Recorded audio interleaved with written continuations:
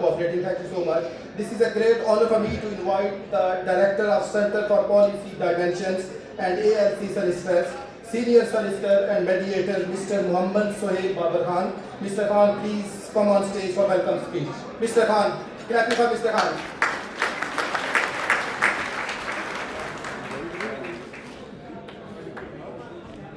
Thank you. Bismillahirrahmanirrahim. Good evening and salam to all respected dignitaries and participants of this fundraising event for Dami Pasha and Moment in Pakistan. I congratulate you for the birth of Holy Prophet, peace be upon him, first of all for this month of Rabiul Awwal. It's my pleasure and honor to welcome you all at this first ever opening event of fundraising outside of Pakistan. And we are privileged and honored to have chief guests among us whose name and fame have not only won the hearts of the people within Pakistan, but outside Pakistani diaspora as well. That honorable personality has showed the ray of hope and took the initiative to accomplish the task of national importance, which will not only ensure the safety of current generation from drought, but also save the future generations in Pakistan. The name of this personality will be written with golden words and will remain alive always in the hearts of the people. We all welcome the Honorable Chief Justice of Pakistan, Mr. Justice Sohail Babar.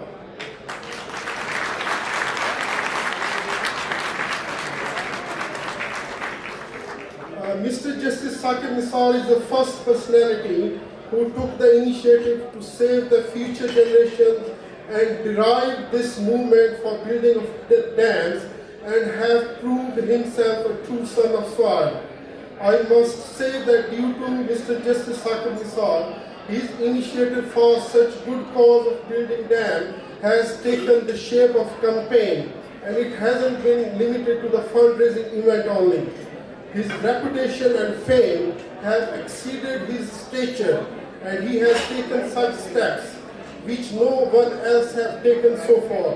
Mr. Justice Sohail Babar has inculcated and reincarnated the love and hope in the heart of all Pakistanis for Pakistan. He has ignited love and passion among Pakistanis across the world for such good cause for building dams for the future of Pakistan. History is witnessed that Pakistani diaspora has contributed to their full extent whenever Pakistan needed them. Although it's a dilemma that governments in the past never delivered whatever they were supposed to deliver according to the will and wishes of Pakistanis. But we as Pakistanis never lost hope and trust and always kept our hope alive with the expectations that someone will truly and fully honor the expectations of Pakistanis within Pakistan and outside Pakistan. We are living outside Pakistan but can better observe in microscopic and macroscopic manner and have ample passion to contribute whenever it is required. We all Pakistanis love our country because we are living at distance from Pakistan.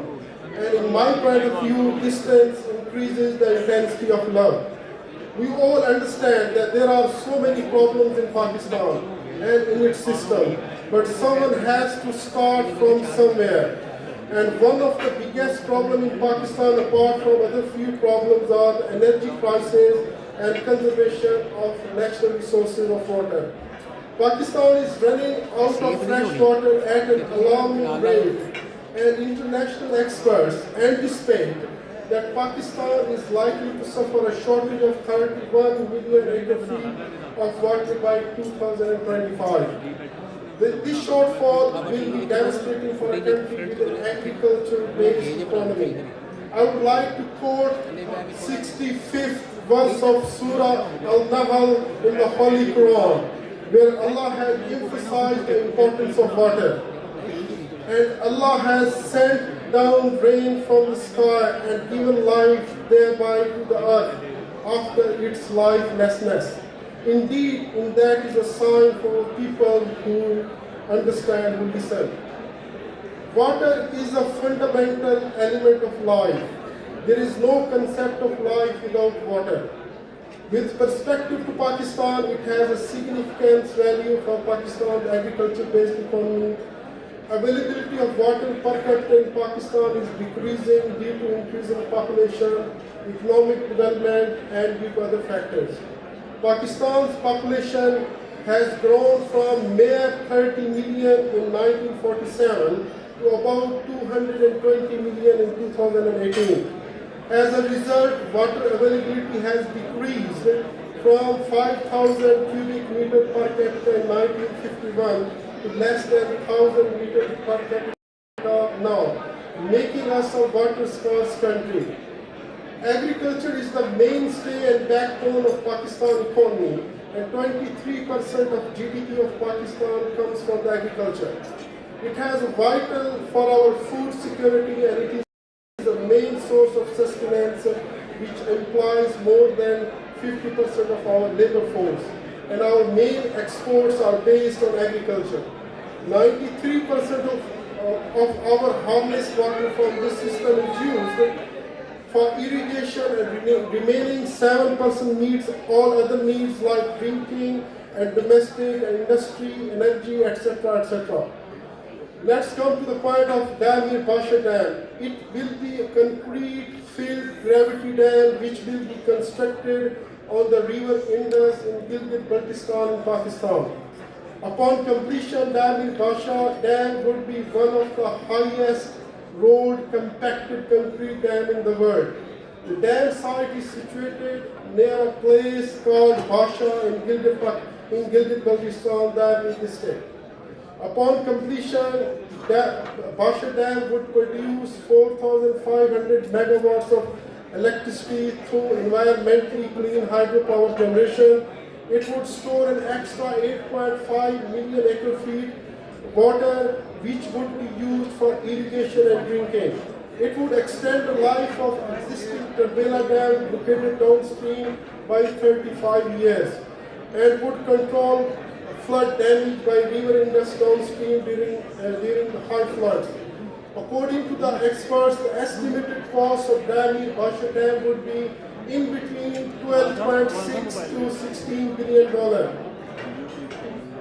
We all know and understand that Pakistan government all alone can't afford to accomplish this task of building dam until all Pakistanis join their hands to change the course of history and contribute for their future generations. There is a Chinese quotation that 1,000 miles distance starts from the first step. I think this first step for all of us will be milestone under the enlightened guidance and personality like Mr. Justice Saqib Nisar. At the end, I will quote our founding father, Qaisar Muhammad Ali Jinnah.